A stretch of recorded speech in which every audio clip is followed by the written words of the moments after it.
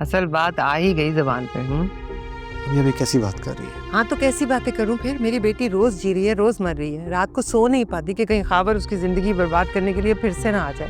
यहाँ किसी को परवाह ही नहीं है, किसी को फिक्र ही नहीं है। तुम्हारा बेटा और तुम्हारी बीवी तुम्हारी छत के नीचे हैं, एक आदत बहू भी मिल गई। तुम अपनी फैमिली के साथ एंजॉय करना चाहते हो, हम लोग तो खामखा में ही तुम्हारे सर पर सवार हैं। भाभी प्लीज ऐसे मत कहें, आप जानती हैं कि आप मेरे लिए क्या है। तो फिर साबित करो, क्योंकि मुझे भी अपने बच्चों के लिए वैसी ही खुशी चाहिए, वैसी ही जिंदगी चाहिए जैसी जावियार जी रहा है। उससे कम पर बात नहीं बनेगी।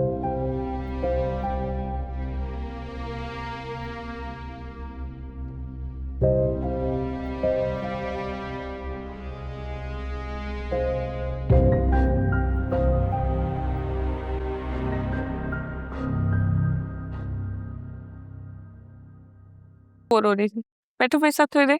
हाँ ना, बैठते हैं। क्या हुआ? मेरी तबीयत कुछ ठीक नहीं लग रही।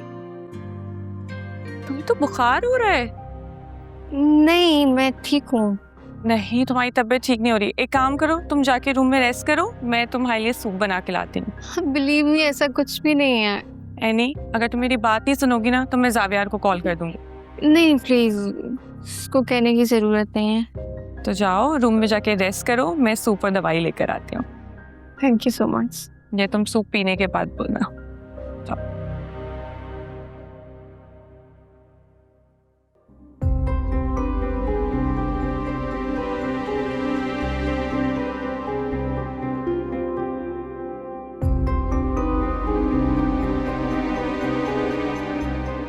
कहा था मुझे मजबूर ना करो कि मैं वो काम करूं जो मैं करना नहीं चाहती, लेकिन तुमने भी साबित कर दिया है कि तुम कितनी ढीठ हो।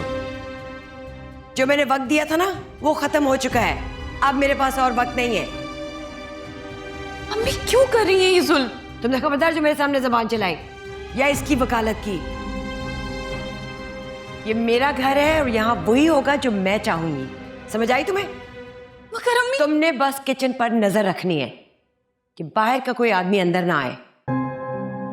बाबा, मैंने आपसे वादा किया था, कुछ भी हो जाए, चाहे मुझे सड़क पर खड़े होकर ही काम क्यों ना करना पड़े, मैं हिम्मत नहीं हारूंगी। और मैं आज भी इस वादे पर कायम हूं।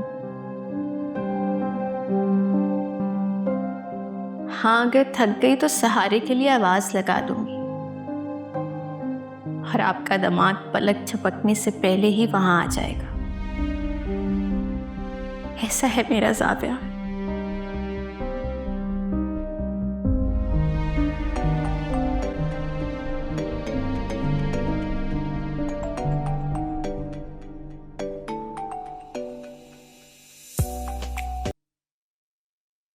हेलो। मैंने बेटा, कैसे हो? आई एम सॉरी बेटा, मैं बहुत शर्मिंदा हूँ, मैं वक्त पर नहीं पहुंच सका। कोई बात नहीं, बस इस सब का कसूरवार खुद को मत ठहराइएगा।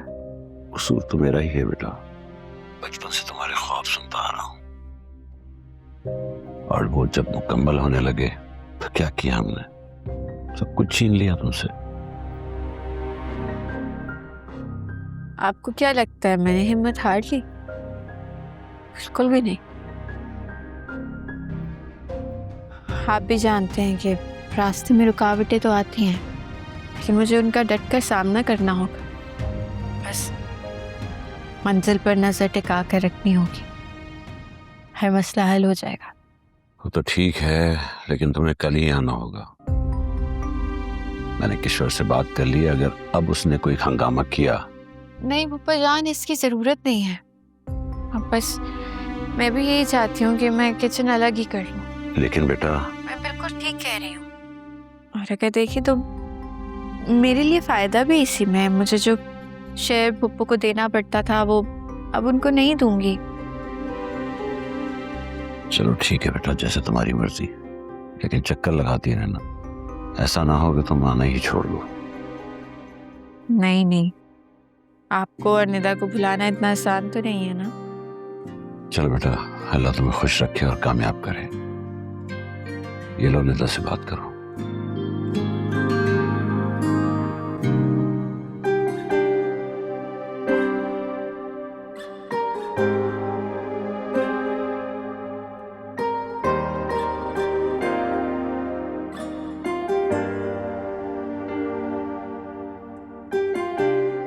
तैयबा मेहरीन कहाँ है?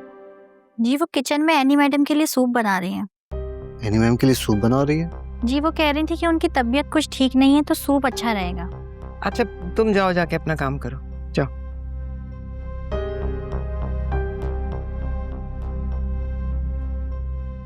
तो क्या बात हुई जावियार से? किस बारे में? शबी और जावियार की शादी के बारे में।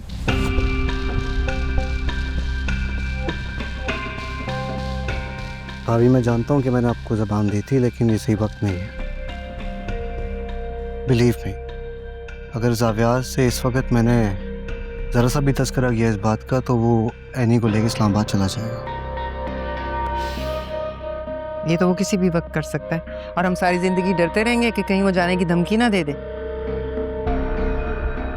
मैं जानती हूँ ये तुम एनी के लिए कर रहे हो।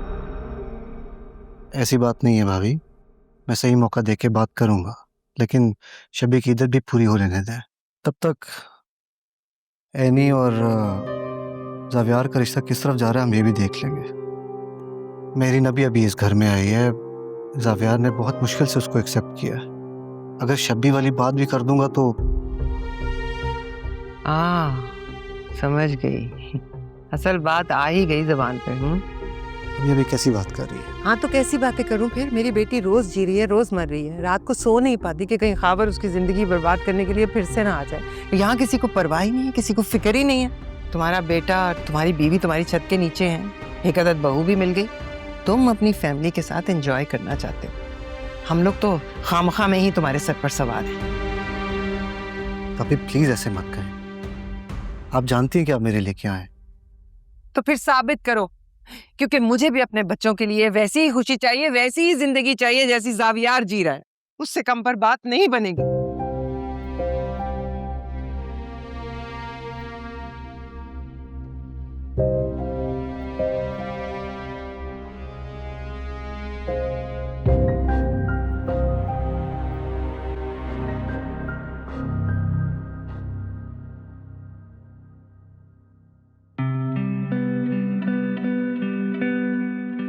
देखने में तो सूप बहुत अच्छा लग रहा है। सिर्फ देखना नहीं है, पीना भी है। चलो पियो इसको, फिर इसके बाद तुम्हें मेडिसिन भी लेनी है।